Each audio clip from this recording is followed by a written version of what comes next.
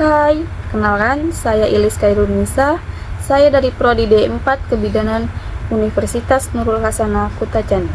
Di sini saya akan membahas soal-soal kebidanan. Soal yang pertama, seorang perempuan baru saja melahirkan bayi 1 menit yang lalu di klinik salib. Menurut kehamilan terem, bayi menangis kuat, warna kulit merah, bayi mulai mencari puting susu.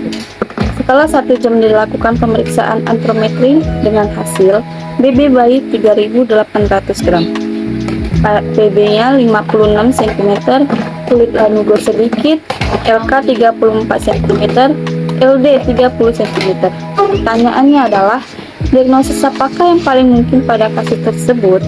A. Bayi baru lahir normal, B. Bayi baru lahir bismatur, C. Bayi baru lahir prematur, D. Bayi baru lahir prematur, E. Bayi baru lahir dengan obesitas. Jawabannya adalah A. Bayi baru lahir normal. Mengapa? Karena pada kasus tersebut tampak pada ciri-ciri bayi tersebut lahir normal. Ciri-ciri pada bayi baru lahir normal adalah lahir aterem antara 37 sampai dengan 42 minggu, berat badan 2.500 sampai 4.000 gram, panjang badan 48 sampai 52 cm, lingkar dada 30 sampai 38 cm, lingkar kepala 33 sampai 35 cm, frekuensi jantung 120 sampai dengan 160 kali per menit, pernapasan lebih dari 60 sampai 80 kali per menit, kulit kemerah-merahan dan licin, rambut lanugo tidak terlihat, rambut kepala biasanya telah sempurna. Lanjut, soal yang kedua. Seorang perempuan baru saja melahirkan bayi 1 menit yang lalu di klinik bersalin. Umur kehamilan aterem, menangis kuat, warna kulit merah, bayi mulai mencari putih susu. Setelah 1 jam dilakukan pemeriksaan antrometri dengan hasil BB bayi 4.000 gram, PB 56 cm, kulit lanugo sedikit, LK 30 cm, LD 35 cm. Pertanyaannya adalah, diagnosis apakah yang paling mungkin pada kasus? A. Bayi baru lahir normal, B. Bayi baru lahir bismatur, C. Bayi baru lahir prematur, D. Bayi baru lahir postmatur, E. Bayi baru lahir dengan obesitas. Jawabannya adalah A. Bayi baru lahir normal. Sama seperti pada soal yang pertama tadi, karena mempunyai ciri-ciri yang normal, yaitu lahir aterem antara 37 sampai 42 minggu, berat badan 2.500 sampai dengan 4.000 gram, panjang badan 48 sampai 52 cm, lingkar dadanya 30 sampai 38 cm, lingkar kepala 33 sampai 35 cm. Itu termasuk normal. Soal yang ketiga. Bayi laki-laki lahir di BPM dengan lahir spontan aterem. Letak belakang kepala, BB lahir 2.300 gram, PB 49 cm. Saat lahir, bayi menangis kuat, refleks menghisap bayi, gerakan aktif, warna kulit merah jambu. Apakah diagnosis pada kasus bayi tersebut? A. Neonatus cukup bulan, kecil masa kehamilan, atau disebut dengan NCB-KMK. B. Neonatus kurang bulan, kecil masa kehamilan, atau disebut dengan NKB-KMK. C. Neonatus cukup bulan sesuai kehamilan, atau disebut dengan NCB-SMK. D. Neonatus kurang bulan sesuai masa kehamilan, atau disebut dengan NKB-SMK. E. Neonatus kurang bulan, atau disebut dengan NKB. Jawabannya adalah A. Neonatus cukup bulan kecil masa kehamilan, atau disebut dengan NCB-KMK. Mengapa? Karena pada kondisi di mana seorang bayi yang lahir pada waktu yang dianggap sebagai cukup bulan biasanya setelah 37 sampai 42 minggu kehamilan, memiliki berat badan yang lebih rendah dari yang diharapkan untuk usia kehamilan tersebut. Ini biasanya disebabkan oleh berbagai faktor, seperti masalah nutrisi ibu selama kehamilan, masalah plasenta, atau masalah pertumbuhan janin. Soal yang keempat. Bayi laki-laki lahir di BPM dengan lahir spontan. Aterem, letak belakang kepala, BB lahir 2300 gram, TB-nya 49 cm. Saat lahir, bayi menangis kuat, refleks menghisap baik, gerakan aktif, warna kulit merah jambu. Perawatan apakah yang dapat dilakukan pada bayi tersebut? A. Segera memandikan bayi. B. Mengubah posisi bayi setiap 8 jam. C. Perawatan metode kanguru. D. Melakukan tindakan transfusi tukar. E. Melakukan tindakan fototerapi. Jawabannya adalah C. Perawatan metode kanguru. Mengapa? Karena pada metode perawatan ini melibatkan kontak kulit dengan kulit antara bayi prematur atau berat lahir rendah dengan ibunya, yang bertujuan mempertahankan suhu tubuh bayi, meningkatkan perkembangan, dan meningkatkan ikatan emosional antara bayi dan ibunya. Metode ini dapat membantu bayi lahir rendah tumbuh dan berkembang dengan lebih baik. Soal yang kelima. Seorang bayi perempuan lahir spontan 1 jam yang lalu di rumah sakit. Gerakan aktif, BB 2500 gram, TB 48 cm, pernapasan 50 kali per menit dengan usia kehamilan saat lahir 37 minggu. Hasil pemeriksaan tidak ditemukan kelainan. Daya hisap kuat, refleks hisap bagus, frekuensi jantung 120 kali per menit. Suhu 30 derajat Celcius. Pertanyaannya, rencana asuhan apakah yang harus diberikan pada bayi pada kasus tersebut? A. Rawat gabung. B. Berikan oksigen. C. Berikan antibiotik. D. Berikan kortikosteroid. E. Rawat dalam inkubator. Jawabannya adalah A. Rawat gabung. Karena di mana bayi yang baru lahir dengan masalah kesehatan tertentu dirawat di unit perawatan intensif neonatal atau NICU, unit gawat gabung khusus. Tujuan utama untuk memberikan perawatan intensif. Soal yang keenam. Seorang bayi perempuan lahir spontan 1 jam yang lalu di rumah sakit.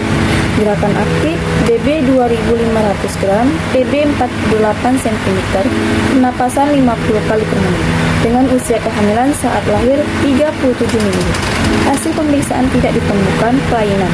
Daya hisap kuat, refleks hisap bagus, frekuensi jantung 120 kali per menit, suhu 37 derajat Celcius. Pertanyaannya adalah, rencana asuhan apakah yang harus diberikan pada bayi pada kasus tersebut? A. Berikan oksigen. B. Berikan antibiotik. C. Berikan kortikosteroid. D. Rawat dalam inkubator. E. Rawat gabung dengan ibunya. Jawabannya adalah E. Rawat gabung dengan ibunya. Mengapa? Karena bayi tersebut sudah dianggap cukup matang untuk bisa bersama ibunya setelah lahir.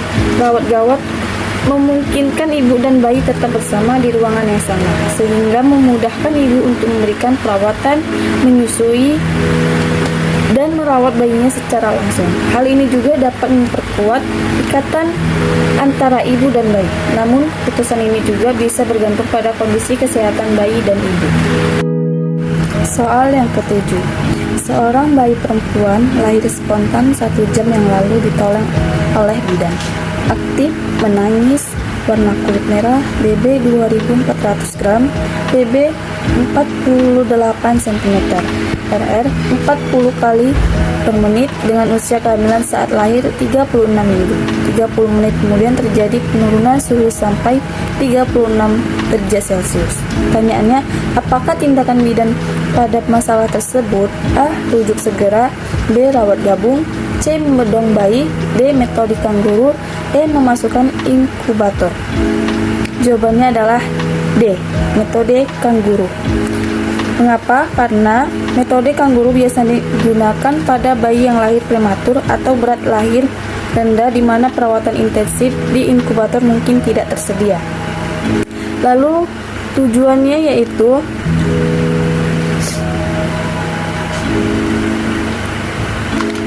metode kanguru membantu menjaga suhu tubuh bayi, meningkatkan perkembangan dan pertumbuhan bayi, serta memperkuat ikatan antara bayi dan orang yang merawatnya. Soal yang ke-8.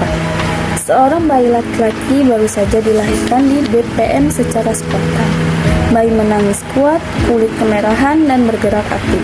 Kebutuhan ASI yang diperlukan oleh si bayi tersebut adalah A. Perawatan tali pusat, B. ASI eksklusif, C. Bonding attachment, D. Perawatan kuku, E. Memandikan bayi.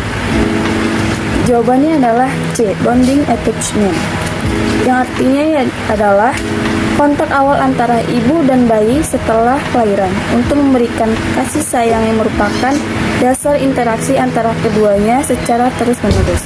Jadi, bayi memerlukan bonding attachment ini karena memberikan perasaan keamanan, kenyamanan, dan dukungan emosional yang diperlukan untuk perkembangan psikologis yang sehat. Ikatan yang kuat antara bayi dan ibunya membantu bayi dalam mengatasi rasa takut, mengembangkan rasa percaya diri, dan memahami dunia sekitar. Soal yang ke-9. Seorang bayi lahir di BPM dengan masa gestasi 33 minggu. Hasil pemeriksaan fisik nilai Apgar skor bayi 7. BB lahir bayi 2100 gram. BB-nya 48 cm, temperatur 35 derajat Celcius. Pernapasan 60 kali per menit. Apakah tindakan yang paling efektif dalam menangani kasus di atas? A. Membungkus dengan kain bersih dan kering. B. Melakukan rangsangan taktil. C. Melakukan rawat gabung. D. Memberikan oksigen nasal. E. Melakukan resusitasi. Jawabannya adalah A. Membungkus dengan kain bersih dan kering. Mengapa? Karena tindakan membungkus dengan kain bersih dan kering adalah suatu cara untuk melindungi atau mengendas suatu benda dengan menggunakan kain yang telah dibersihkan dan dikeringkan sebelumnya, yang bertujuan untuk menjaga kebersihan benda tersebut, mencegah kontaminasi, hingga melindungi dari kerusakan fisik atau debu. Tindakan ini juga dapat mengurangi resiko infeksi karena kain bersih dan kering memiliki potensi lebih rendah untuk mengandung mikroorganisme berbahaya. Soal 10. Seorang bayi lahir di BPM dengan masa gestasi 34 minggu. Hasil pemeriksaan fisik nilai Apgar skor normal. BB 2400 gram. BB-nya 49 cm, temperatur 37 derajat Celcius, pernapasan 60 kali per menit.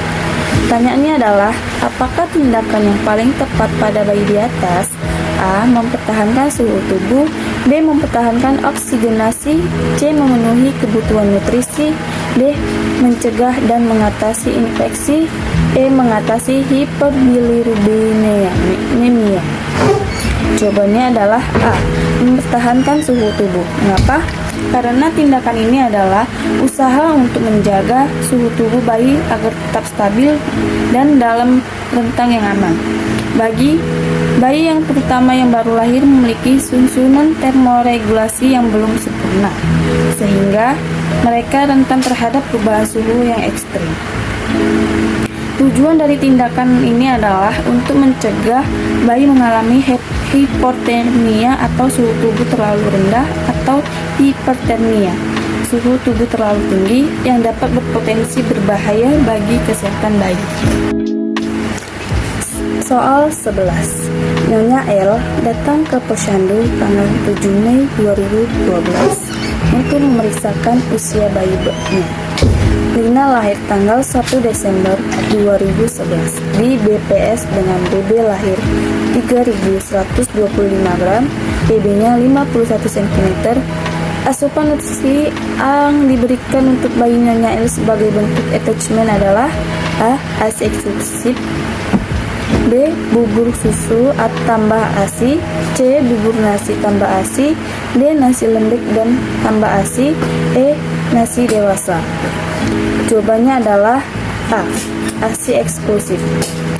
ASI eksklusif ini diberikan kepada bayi yang berumur 0-6 bulan. Jadi bayi Nyonya L ini berumur sekitaran kurang lebih dari 5 bulan. Karena ASI eksklusif ini mempunyai antibodi yang berperan dalam melawan virus dan bakteri penyebab penyakit dalam tubuh bayi. memperkuat sistem kekebalan tubuh bayi. Jadi ini sangat perlu untuk ASI eksklusif pada bayi sekitaran 0 sampai 6 bulan.